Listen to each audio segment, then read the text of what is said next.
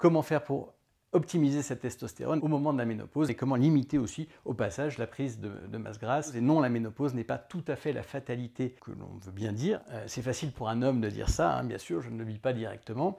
Il y a un certain nombre de choses à faire. Ça, c'est les premières mesures, les mesures de base pour augmenter votre testostérone. Et bien à ce moment-là, on maximise nos chances d'avoir des taux de testostérone qui sont au top et nos gènes, même s'ils ont prévu la ménopause chez la femme, ils l'ont prévu de façon plus agréable, plus douce qu'elle n'est vécue actuellement par les femmes. Normalement, on n'est pas censé développer de l'ostéoporose au moment de la ménopause, on n'est pas censé avoir une maladie neurodégénérative ou augmenter les risques cardiovasculaires comme ça. La nature n'a pas du tout prévu ça d'un point de vue évolutionniste. Bonjour Docteur Dufournet, aujourd'hui je vais vous parler d'un sujet qui m'a été demandé, qui est celui de la testostérone chez la femme et plus précisément chez la femme ménopausée. Alors on va aborder la testostérone chez la femme, on avait déjà parlé de la testostérone avec Victor, on en reparlera certainement, et notamment comment l'améliorer, parce que c'est une hormone qui est très importante chez l'homme bien sûr, mais chez la femme aussi, simplement les quantités ne sont pas les mêmes, mais elle est toujours aussi importante. Cette question de la testostérone chez la femme post-ménopause, autour de la ménopause, et puis la prise de graisse abdominale nous a été posée notamment par Josie, qui nous suit depuis un moment, qui est coach sportif, et par d'autres personnes. Donc j'attaque, on va essayer de simplifier au maximum parce que c'est pas simple, mais on va essayer d'en dégager les grands principes pour comprendre ce qu'on peut faire en pratique pour améliorer tout ça. Déjà, il faut bien avoir en tête que toutes ces hormones sont en partie régulées par le cerveau. C'est pas parce que je suis neurologue que je dis ça, c'est quand même une réalité. Et donc votre cerveau va réguler ces hormones.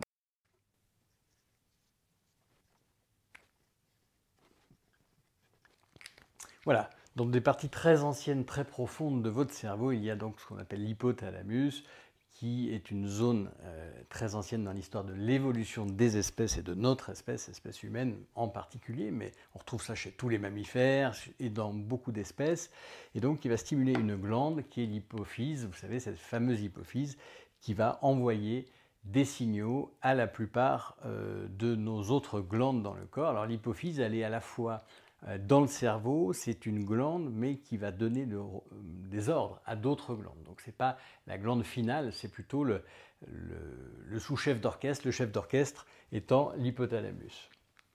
Et parmi les glandes impliquées, il y a bien sûr la thyroïde. Donc cette thyroïde qui va sécréter des hormones thyroïdiennes qu'on appelle T3 et T4. Et la réverse T3, la T3 inverse qui va jouer pour diminuer la sécrétion de T3 et T4. Bon, je ne rentre pas dans le détail, ça c'est pas le plus important pour aujourd'hui. Donc l'insuline, qui n'est pas non plus une hormone stéroïde, qui n'est pas régulée par cet axe-là, qui est à part et qui va interagir avec le cerveau, notamment lorsque ces quantités augmentent et de façon assez embêtante. En réalité, les excès d'insuline, comme vous le savez, jouent aussi sur le cerveau et sont à l'origine parfois de maladies neurodégénératives. Et on va s'intéresser à un ensemble de glandes très particulières qu'on appelle les surrénales, qui sont des glandes donc en forme de triangle, qui sont au-dessus du rein, d'où leur nom. Et ces glandes, si on les coupait, voilà ce qu'on verrait un peu. Il y a une partie à l'intérieur qui n'a rien à voir avec ce dont je vais vous parler, puisqu'en fait, cette partie à l'intérieur va sécréter de l'adrénaline. Donc c'est une des façons, une des principales d'ailleurs, de sécréter de l'adrénaline, notamment quand on a un stress.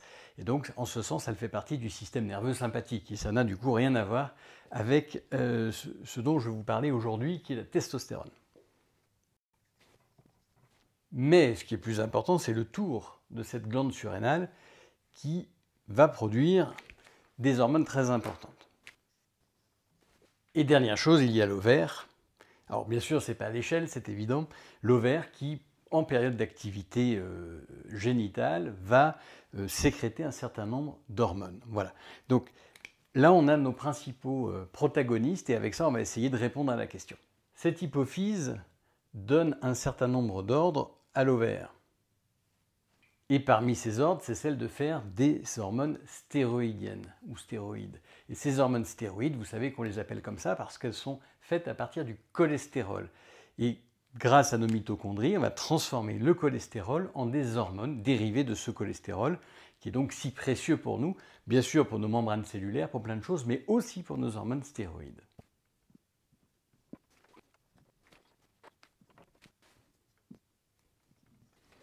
Alors, on va,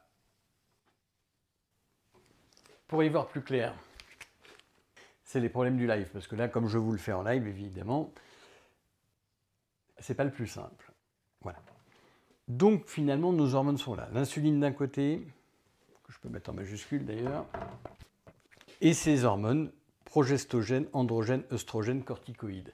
Alors, pour que ce soit peut-être plus facile, je vais prendre un raccourci qui, bien sûr, n'est pas tout à fait juste.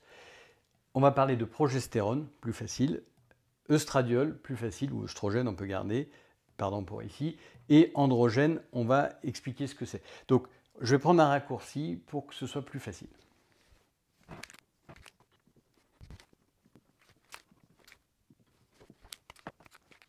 Nous y voilà. Alors du coup, c'est de ça dont on va parler. Cortisol, progestérone, DHEA, testostérone, œstradiol. Bon, ça fait beaucoup de choses. En gros, sans faire un cours détaillé d'endocrinologie de la ménopause, ce qui va se passer au moment de la ménopause, c'est que l'ovaire va être mise au repos, elle ne va plus fonctionner ou extrêmement peu. Donc d'une façon générale, on peut dire que l'ovaire ne va plus pouvoir sécréter l'œstradiol, les œstrogènes, et la progestérone qu'elle sécrétait avant. Donc, ça se fait progressivement par une période de périménopause où c'est surtout la progestérone qui va diminuer. Or, comme vous le savez, il y a une question de balance des hormones dans le corps, œstrogène, progestérone, testostérone, et éventuellement aussi avec le cortisol, et c'est cette balance qui est très importante. Donc ce n'est pas une balance seulement à deux plateaux, il y a plusieurs plateaux dans cette balance. Du coup, la progestérone va beaucoup diminuer. Et donc, en fait, c'est cette balance œstrogène-progestérone qui va vraiment se faire au détriment de la progestérone. Et c'est pour ça qu'il y a un certain nombre de crèmes, de gels et autres à base de progestérone qui peuvent supprimer une bonne partie des problèmes de la ménopause, alors même que les œstrogènes, l'œstradiol, a diminué. Donc, finalement, ça va être la première victime, en quelque sorte, c'est la progestérone dans ce qu'est la ménopause chez les femmes actuelles, modernes, c'est-à-dire qui ont un régime alimentaire et une hygiène de vie très particulière par rapport à ce pourquoi nous sommes prévus d'un point de vue génétique. Donc ça, c'est la première partie de la réponse. Diminution de la progestérone. Ce qu'il faut bien comprendre, c'est que cette progestérone, ou en tout cas les progestogènes, vont donner de la DHEA qui va elle-même donner de la testostérone qui elle-même va être détruite plus ou moins en œstrogène, en œstradiol. Et par ailleurs, cette progestérone peut aussi être transformée en cortisol. Voilà. Donc ça c'est extrêmement important parce qu'on voit tout de suite que certes, il y a une diminution de la progestérone, mais du coup, il y a une diminution de la testostérone à cause de la diminution de la progestérone, mais qui sera d'autant plus marquée qu'il existe un détournement au niveau du cortisol. Alors ça, c'est pas forcément ce qu'il y a de plus vrai au niveau de l'ovaire, c'est bien plus vrai au niveau de la surrénale. Et c'est dans cette surrénale que, alors l'ovaire, je vais l'enlever, l'ovariectomie n'est qu'au tableau, hein, soyez rassurés. Et donc, c'est surtout au niveau de la surrénale que ça va se jouer, et donc ces hormones qui sont faites par la surrénale sont assez minoritaires tant que l'ovaire fonctionne. Par exemple, on sait que la progestérone, c'est seulement à peu près 10% de la progestérone du corps qui est faite par la surrénale. A priori, 90% environ provient de l'ovaire. Mais lorsque l'ovaire ne fonctionne plus à cause de la ménopause, qui est un mécanisme en fait, entre guillemets, de contraception liée à l'évolution, eh bien, à ce moment-là, c'est la glande surrénale qui est censée prendre le relais, avec bien sûr des taux plus bas, mais elle est censée prendre le relais. Bon, par ailleurs, il existe une activité ovarienne résiduelle, mais extrêmement faible. Et donc, le problème, c'est que cette glande surrénale qui va sécréter qui va fabriquer à partir du cholestérol. Donc ça, c'est vraiment très important. La base de tout ça, c'est le cholestérol, hein.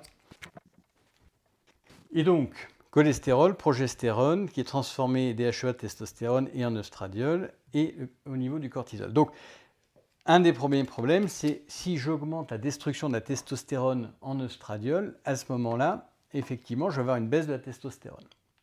Et il y a une enzyme qui fait ça, qui est une enzyme dans les cellules graisseuses. Donc en fait, c'est la graisse qui, quelque part, par cette enzyme qu'on appelle l'aromatase et dont je parle dans un podcast, qui transforme la testostérone en œstrogène, y compris chez l'homme. Donc cette graisse va poser problème. C'est elle qui va jouer. Et sachant qu'on peut être gras à l'intérieur et maigre à l'extérieur. Mais il y a aussi donc, comme autre problème, cette espèce de vol de la progestérone qui est transformée en cortisol. Voilà. Donc, s'il y a des conditions de stress, alors, stress psychologique, mais stress physique aussi, lorsqu'on fait énormément de sport d'endurance et pas assez de sport de musculation en parallèle, par exemple, c'est une autre façon d'être stressé. Il y a aussi le manque de sommeil, qui va jouer directement sur l'hypothalamus, mais qui va jouer aussi sur l'ordre donné à la glande surrénale de faire du cortisol. Donc, votre cholestérol, qui va être transformé pour une partie en progestérone, va être volé derrière sous forme de cortisol. Il y a un vol cortisolique, en quelque sorte, lié au stress. Et donc, c'est pour ça que le sommeil est extrêmement important, parce qu'il va jouer directement sur ce stress et sur l'ordre donné pour le devenir de ces hormones stéroïdes. Voilà, donc ça c'est extrêmement important. C'est pour ça qu'on insiste beaucoup là-dessus dans Sequoia, parce que effectivement, si on ne prend pas en compte ce voleur-là qu'est le stress, alors on va majorer la diminution de DHEA et de testostérone qui en découle. Alors en pratique courante, on peut doser la DHEA et le cortisol et regarder un peu la balance. La DHEA donnant plutôt de la testostérone, ça nous donne une idée de où sont utilisées les hormones stéroïdiennes, s'il y a un vol. La thyroïde joue aussi, c'est pour ça que je l'avais mise tout à l'heure quand même, elle va jouer dans cette zone-là. Donc la thyroïde va impacter quand même directement ce métabolisme-là. Donc elle a un rôle sur la testostérone en réalité. Donc elle va jouer de façon indirecte, je ne détaille pas le mécanisme, qui est d'ailleurs pas totalement connu. Et donc, avec la ménopause, ce qui se passe aussi souvent, c'est que à cause des modifications hormonales, il y a une modification de la thyroïde qui devient plus paresseuse, mais pas seulement. Il y a aussi l'accumulation d'une mauvaise alimentation et d'une mauvaise hygiène de vie qui va diminuer la fonction thyroïdienne. Et donc, si la thyroïde diminue, alors à ce moment-là, cette synthèse de la testostérone va diminuer aussi. Il y a un lien entre les deux et c'est très important, d'autant que si la thyroïde a une fonction moins forte, eh bien, je vais augmenter la graisse. Voilà, donc ça c'est très important et ça c'est lié du coup à l'alimentation aussi, en partie. Donc hygiène de vie, alimentation. Donc du coup, on voit qu'avec la ménopause, bien sûr, les hormones diminuent, l'activité de l'ovaire va quasiment disparaître, donc il y a une chute très forte d'abord en progestérone, puis en œstrogène, et avec une chute plus marquée, donc ce qui fait que la balance est encore moins en faveur de la progestérone, elle est encore plus en faveur des œstrogènes, et effectivement, les œstrogènes en eux-mêmes, pour répondre à Josie, à forte dose, augmentent la graisse. Et chez l'homme, même à faible dose, ils augmentent la masse graisseuse. Les œstrogènes, l'œstradiol est une hormone plutôt anabolisante. Mais lorsqu'elle est contrebalancée par la progestérone, alors le problème est réglé. Il n'y a pas d'augmentation graisseuse démesurée, en tout cas pas au niveau abdominal. Il peut y avoir de la graisse dans les fesses, dans les cuisses, qui sont des zones de stockage normales de la graisse chez les femmes, qui sont des zones de réserve voilà, tout à fait physiologiques et qui ne posent aucun problème métabolique.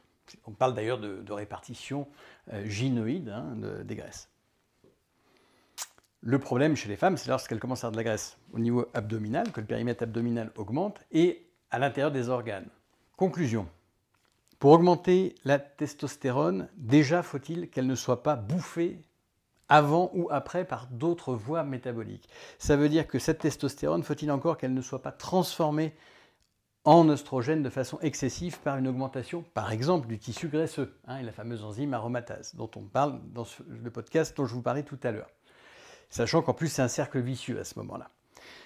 Faut-il encore que la progestérone ne soit pas trop abaissée? On peut au cas par cas envisager des traitements substitutifs pour augmenter par exemple la progestérone si on n'y parvient pas autrement. Mais attention, ça ne doit pas remplacer des mesures d'hygiène de style de vie.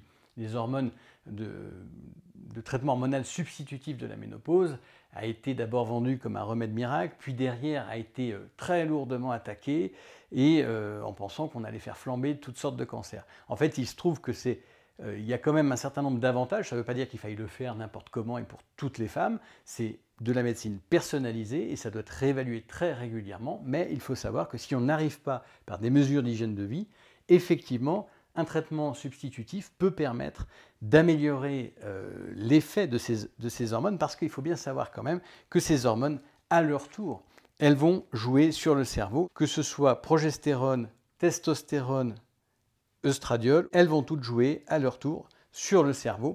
Donc ça, c'est très important, parce qu'au final, elles peuvent limiter la neurodégénérescence, par exemple, ou au contraire l'accélérer, limiter les risques cardiovasculaires ou les augmenter, diminuer le risque d'ostéoporose ou l'augmenter. Et donc ça, c'est entre guillemets un peu dose dépendant, c'est-à-dire que si j'ai pas assez de mes hormones dans une bonne balance, alors mon cerveau ne va plus pouvoir survivre et il va donc dégénérer, etc. Pareil pour l'os. Voilà, donc c'est très important parce qu'il y a énormément d'effets liés à ces hormones, bien entendu. Conclusion, style de vie, hygiène de vie, lutte contre le stress, c'est fondamental. Lutte contre la masse grasse abdominale, c'est fondamental aussi. Ça se fait par une activité physique adaptée et surtout par l'alimentation. Mais il faut bien la conjugaison des deux si on veut arriver à un résultat vraiment optimal.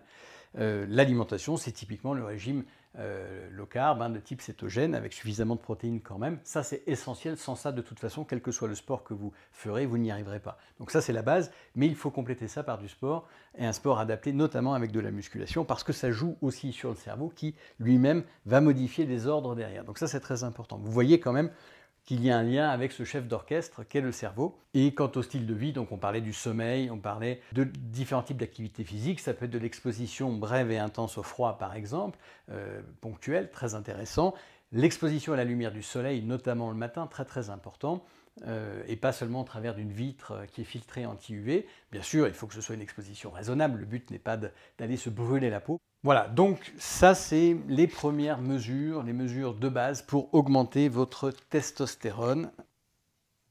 J'ai préféré expliquer un peu comment ça marchait, je pense qu'on comprend mieux que la testostérone, il faut maximiser sa formation et donc limiter son vol en amont sous forme de cortisol, limiter son vol en aval sous forme d'œstrogène, et que donc si on joue là-dessus et qu'on mange suffisamment de cholestérol et qu'en plus on a un style de vie qui permet de maintenir un bon équilibre hormonal et notamment aussi thyroïdien, et bien à ce moment-là, on maximise nos chances d'avoir des taux de testostérone qui sont au top et donc de jouer positivement, y compris sur le cerveau. Voilà, j'espère que ça était clair.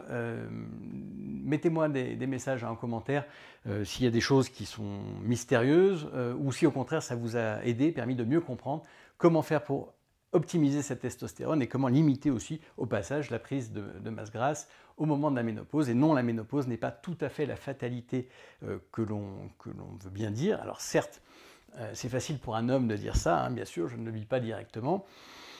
Néanmoins, il y a un certain nombre de choses à faire et nos gènes, même s'ils ont prévu la ménopause chez la femme, ils l'ont prévu de façon plus agréable, plus douce, qu'elle n'est vécue actuellement par les femmes à cause de ces problèmes d'hygiène de vie en général et qui donc vont faire que la ménopause va être une crise hormonale beaucoup plus forte qu'elle ne devrait l'être parce qu'on a d'autres glandes et notamment la surrénale qui est censée, avec la thyroïde aussi de concert, adapter les hormones pour qu'elles soient à un niveau qui permette la vie en bonne santé malgré la ménopause. Normalement, on n'est pas censé développer de l'ostéoporose au moment de la ménopause, on n'est pas censé avoir une maladie neurodégénérative ou augmenter les risques cardiovasculaires comme ça. La nature n'a pas du tout prévu ça d'un point de vue évolutionniste. Donc, si ça se passe mal, c'est parce que certes, c'est un moment de fragilité, mais de fragilité qui est en fait exacerbée par une mauvaise hygiène de vie en général. Voilà. Donc